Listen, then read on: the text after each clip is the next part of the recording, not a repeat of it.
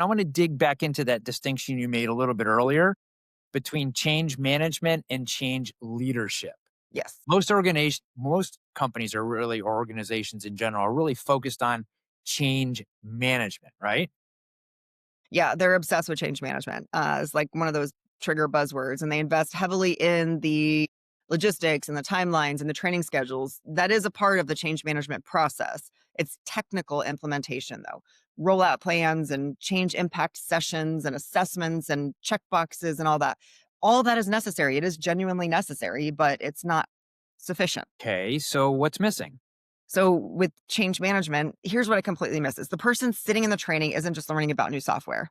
They're grieving the loss of something familiar. They're wondering if they're still valuable. They're calculating whether or not they can actually do this.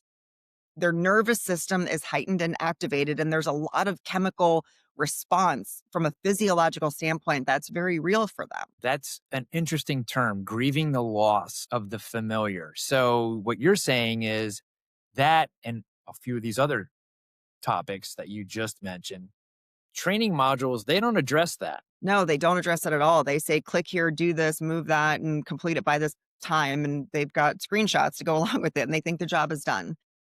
The human being behind that has a completely different experience. The change leadership aspect is very different. It's about anticipating the emotional reality alongside of the practical one. It's about framing meaning.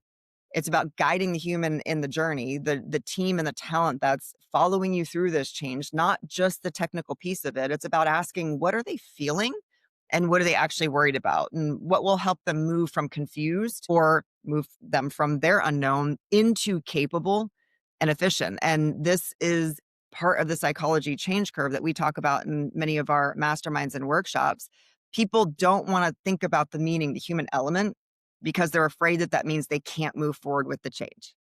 And that is simply just not true. So, you really need both. Absolutely, you need both. Change management gets the logistical piece in place. Change leadership gets the people in place. And most organizations get maybe 70 or so percent of the change management right, 20% of the change leadership right. Okay, I buy into that.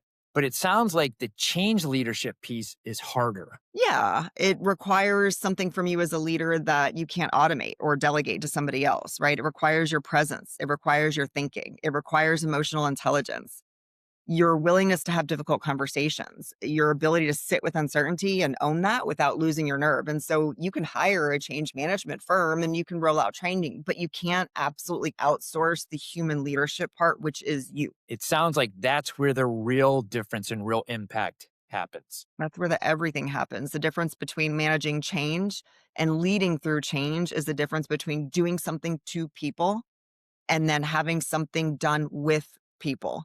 And that difference determines whether your team emerges from the change more capable and connected or more cynical and exhausted. And I've seen both. I've seen teams come out of major transitions stronger, more agile, more bonded to their leader. And I've seen teams come out of the same kind of transition, fractured, defensive, and if not already one foot out the door, absolutely ready to leave. So, what's the key variable?